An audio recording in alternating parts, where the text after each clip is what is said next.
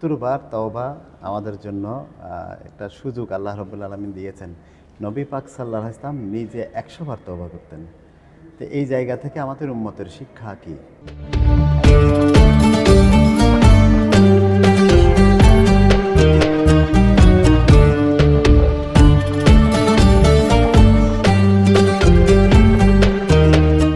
আসসালামু আলাইকুম ওয়া রাহমাতুল্লাহি ওয়া বারাকাতুহু।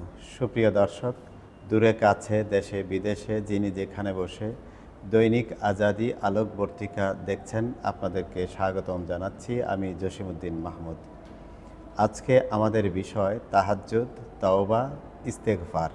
এ বিষয়ে কথা বলার জন্য আমাদের স্টুডিওতে উপস্থিত আছেন জামিয়া আহমদিয়া সুন্নিয়া আলিয়া কামিল মহিলা মাদ্রাসার সম্মানিত অধ্যক্ষ, বিশিষ্ট আলেমে দ্বীন, গবেষক ডক্টর আল্লামা সরওয়ার উদ্দিন মদ্দাজিল্লুহুল আলী। হুজুর, আসসালামু আলাইকুম। ওয়ালাইকুম আসসালাম। কেমন আছেন আপনি? রাহমাতুল্লাহি ওয়া বারাকাতুহু। আলহামদুলিল্লাহ ভালো আছি। আপনি ভালো আছেন? আছি আল্লাহ শুকর, আলহামদুলিল্লাহ। আপনাকে পেয়ে আমরা আনন্দিত। আজকে আমাদের বিষয় তাহাজ্জুদ, তওবা, ইস্তেগফার। পবিত্র রমজানের সাথে এর নিবিড় সম্পর্ক রয়েছে এবং আমরা বান্দা হিসাবে আমাদের যথেষ্ট এ বিষয়ে গুরুত্বপূর্ণ দিক নির্দেশনা রয়েছে আমাদের জন্যে। আপনি তাহাজ্জুদ বিষয়টাকে অর্থ বা কিভাবে শরীয়ী বিধান কি আমাদের জন্য কি বলবেন আপনি? মাশাআল্লাহ, মারহাবা। পবিত্র মাহে রমজানুল মুবারক, রমজান শরীফ হচ্ছে রহমত, মাগফিরাত, নাজাতের মাস। এই মাসে বিশেষ একটা দিক হলো এবাদতের। এবাদত, মানুষ রাত দিন এবাদতে লিপ্ত থাকে। এবাদতে মানুষ সবসময় অভ্যস্ত থাকে। তো রাতের বেলায় আল্লাহ রাব্বুল আলামিন নির্দেশ করেছেন, পবিত্র কালামে পাকে সাথে হচ্ছে ইয়া আইয়ুহাল মুযাম্মিলু কুমিল লাইলা ইয়া আইয়ুহাল মুযাম্মিলু কুমিল লাইলা ইল্লা কলিলা। আর পবিত্র কোরআনে আমার নবীকে বলা হয়েছে ফাতাহাজ্জাদ বিহি নাফিলাতান লাক। এই তাহাজ্জুদ নামাজটা আমার নবীর জন্য ফরজ, কেন উম্মতের জন্য কিন্তু এইটা নফল। জি। সর্বপ্রথম যখন 5 ওয়াক্ত নামাজ ফরজ হয় নাই, তখন এই তাহাজ্জুদ নামাজ সকলের জন্য ছিল।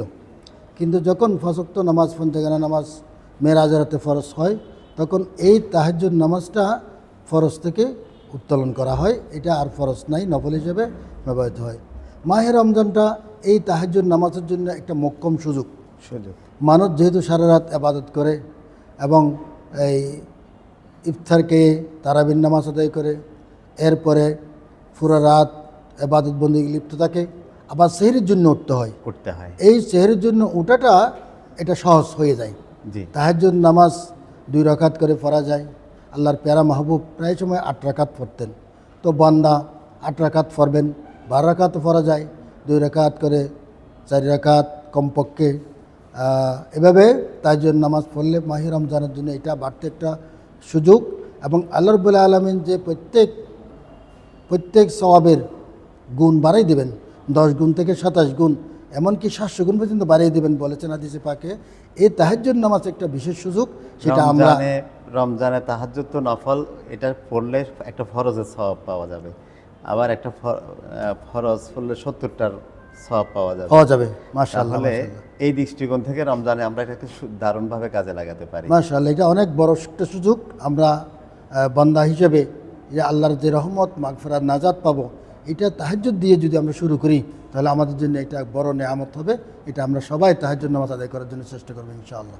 আলহামদুলিল্লাহ, আপনি অনেক সুন্দর বললেন। আরেকটা বিষয়, নবী পাক সাল্লাল্লাহু আলাইহি ওয়াসাল্লাম জীবনের 3টা আমলকে অতি গুরুত্ব দিয়েছেন এবং কখনো ছাড়েননি। তার মধ্যে একটা হলো তাহাজ্জুদ, আরেকটা আইয়ামে বীজ, যেটাকে বলা হয় 13, 14, 15 তারিখ প্রতি মাসের চাঁদের তারিখ হিসাবে এই 3টা রোজা রাখা, আরেকটা এতেকাফ।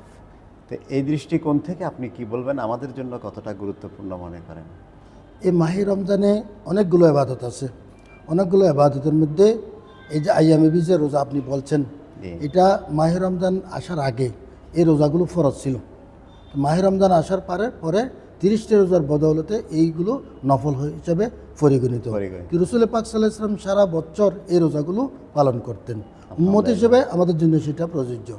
এবং মাহে রমজানের মধ্যে বাড়তি যে সুযোগগুলো আছে, আপনি বলেছেন একটা তাহাজ্জুদের নামাজ, আরেকটা হচ্ছে মাহে রমজান হচ্ছে ইতিকাফের আত্মশুদ্ধির মাস। আত্মশুদ্ধির। এতেকাফ হচ্ছে এই আত্মশুদ্ধির একটা চরম পর্যায়। যেহেতু 10টা দিন কোনো বান্দা যদি মসজিদে গিয়ে নিজের পারিবারিক, বিভিন্ন সাংসারিক, সামাজিক সব বিষয়গুলো ত্যাগ করে আল্লাহকে ডাকার জন্য, আল্লাহকে স্মরণ করার জন্য, নিজেকে পরিশুদ্ধ করার জন্য মানুষ যখন আল্লাহমুখী হয়, তখন আল্লাহ ওই বন্দাকে ক্ষমা তো করে দেনেই বটে, এবং আল্লাহ ওই বন্দার হাতকে আল্লাহর দরবারে তোলার সাথে সাথে কবুল করে নেন। হ্যাঁ, আলহামদুলিল্লাহ, আলহামদুলিল্লাহ। এটা একটা বড় নিয়ামত। আরেকটা বিষয়, তাওবা। তাওবা শব্দটার অর্থটা কি, আর এর শরঈ বিধান কি? আমরা আসলে তওবা কিভাবে করলে উপকৃত হতে পারি? তওবা শব্দের অর্থ হলো প্রত্যাবর্তন করা, ফিরে আসা। তো এই তওবা হলো আল্লাহ রাব্বুল আলামিন পবিত্র কোরআনে পাকে ইরশাদ করেছেন, ইয়া আইয়ুহাল্লাযীনা আমানু তুবু ইলাল্লাহি তাওবাতান নাসুহা, যে বান্দা তোমরা তওবা করো, তোমরা পাপ থেকে, গুনাহ থেকে ফিরে আসো।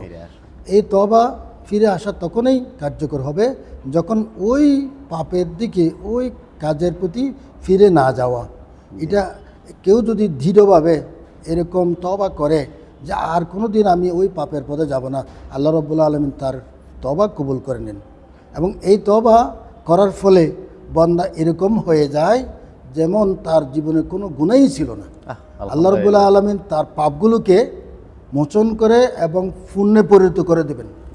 সেই হিসাবে তওবা একটা অন্য কাজ, যে কাজটা মাহে রমজানের জন্য অত্যন্ত ওতপ্রোতভাবে জড়িত। এখন কেউ তওবা করলো আর কখনো এই পথে ফিরে আসবো না, কিন্তু পরবর্তীতে আবার ঠিকই অপরাধ করে ফেললো, তখন কি করবে?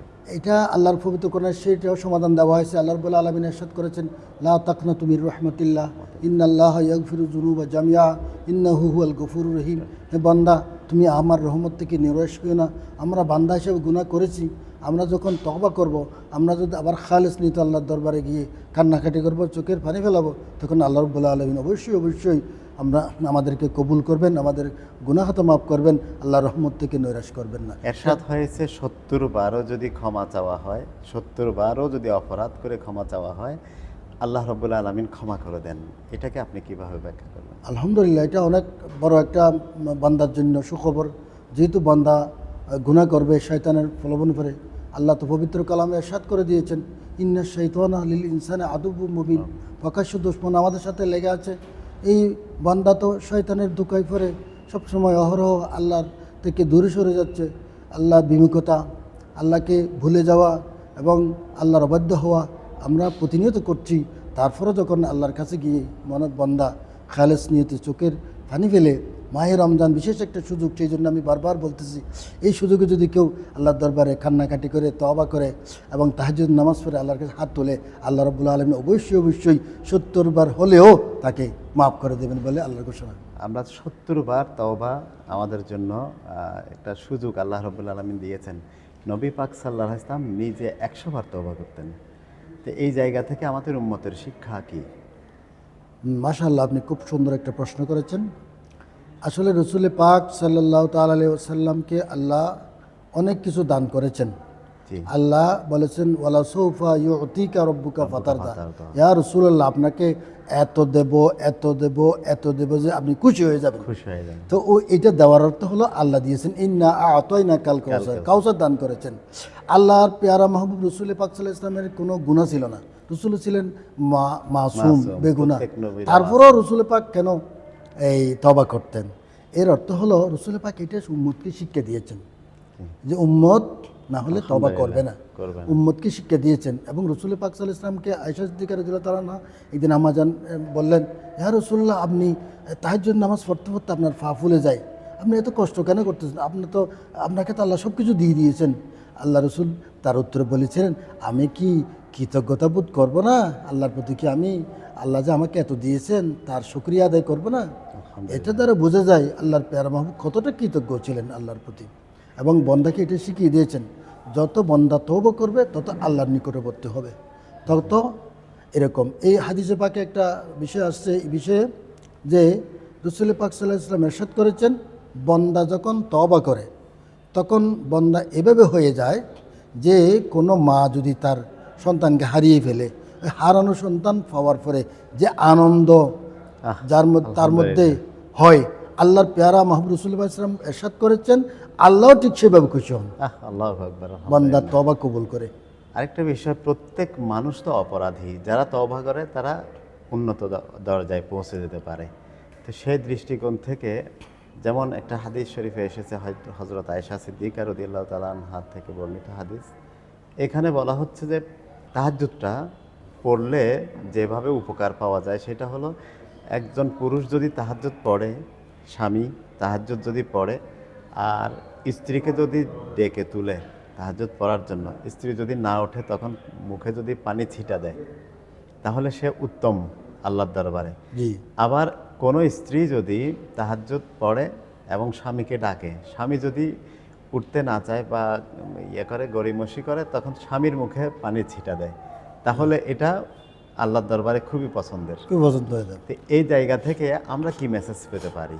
অর্থাৎ এইটার অর্থ এটা হলো যে একটা স্বামী স্ত্রীর মধ্যে যে এতটা মিল, এত মহব্বত, এই মহব্বতটা আল্লাহর কাছে তওবা করার একটা মাধ্যম সুযোগ হয়ে যায়। যে এটা খুনসুটি, হ্যাঁ, একজনের প্রতি ফানি মারাটা খুনসুটি, এই খুনসুটির মধ্যে আল্লাহ তওবা নিহিত রেখেছেন। আল্লাহ রাব্বুল আলামিন তাদের সগীরা যত গুনাহ আছে, সামান্য মানে ছোট ছোট গুনাহগুলো আল্লাহ রাব্বুল আলামিন অবশ্যই অবশ্যই মাফ করে দেবেন। এটা একটা বড় মেসেজ। আলহামদুলিল্লাহ। এটা যদি আমরা এই কাজগুলো আমরা করতে পারি, ছোট ছোট কাজ, তাহলে দেখবেন সমাজের মধ্যে আর কোনো ধরনের বিশৃঙ্খলা থাকবে না। আলহামদুলিল্লাহ। আমরা প্রত্যেকে যেন তাহাজ্জুদের সাথে থাকতে পারি, তওবার সাথে থাকতে পারি। আরেকটা ইস্তেগফার, ক্ষমা চাওয়া, যেটা এইটা কিভাবে রমজান দিয়ে আমাদের অর্জিত হতে পারে? এটা আসলে মূলত তওবা আর ইস্তেগফারের মধ্যে দুইটা পার্থক্য আছে। ইস্তেগফার হচ্ছে আসলে নিজেকে ছোট মনে করা, জি, সাধারণত আল্লাহর দরবারে নিজেকে ছোট মনে করা। আমরা বান্দা হিসেবে আল্লাহ আমাদেরকে সেরা বানিয়েছেন, কিন্তু আল্লাহর কাছে যখন আমরা অপরাধ করব তখন আমরা ছোট হয়ে যাব। আল্লাহর কাছে তওবা করলাম, আমি আল্লাহ তোমার কাছে তওবা করলাম, এটা কিন্তু তওবা না। তওবা হবে যখন নিজেকে ছোট করে, মনটাকে ছোট করে, নিজেকে দুর্বল ভেবে, আল্লাহ তুমি মহান, তুমি বড়, তুমি আল্লাহু আকবার কবীরা, সুবহানাল্লাহি বুকরাতাম ওয়াসিলা, যখন এগুলো আল্লাহকে বলা হবে তখন নিজেকে ছোট মনে করলে এটা হচ্ছে ইস্তেগফার। ইস্তেগফার হচ্ছে সাহায্যের মাধ্যমে ক্ষমা চাওয়া। হ্যাঁ, আল্লাহ তো পবিত্র কোরআনে বলেছেন, ইন্না আ'তাইনা কাল কাউসার ফাসাল্লি লিরাব্বিকা ওয়ানহার। তোমরা এবং কি নামাজের মাধ্যমে এবং কোরবানির মাধ্যমে তোমরা কি করো? আল্লাহ সাহায্য প্রার্থনা, ফাস্তাইনু বিসসবরি ওয়াসসালাহ, ফাস্তাইনু, হ্যাঁ, এই ইস্তিআনাত, হ্যাঁ, ধৈর্যের সাথে আল্লাহর কাছে কিছু চাওয়া। তো কি চাইবো? আমরা গুনাহ মাফ চাইবো, আমরা কি চাইবো? ক্ষমা চাইবো, আমরা কি চাইবো? আমাদের উন্নতি চাইবো, আমরা কল্যাণ, এগুলো চাইবো। যখন এগুলো চাইবো আল্লাহ খুশি হয়ে যাবে। আলহামদুলিল্লাহ, আপনি অনেক সুন্দর বললেন, আপনাকে অনেক ধন্যবাদ। সুপ্রিয় দর্শক, আমরা অনেক গুরুত্বপূর্ণ বিষয় জানলাম, বিশেষ করে তাহাজ্জুদ, তওবা, ইস্তেগফার, এই বিষয়গুলো আমরা জীবনে যেন ধারণ করতে পারি। পবিত্র রমজান থেকে সে শিক্ষা নিয়ে আগামী সময়গুলো আমরা যেন সিরাতুল মুস্তাকিমে অটল থাকতে পারি। আল্লাহ আমাদের তৌফিক দিন। এতক্ষণ আপনারা সঙ্গে থাকার জন্য অনেক অনেক কৃতজ্ঞতা, সবার জন্য ভালোবাসা। আসসালামু আলাইকুম ওয়া রাহমাতুল্লাহি ওয়া বারাকাতুহু।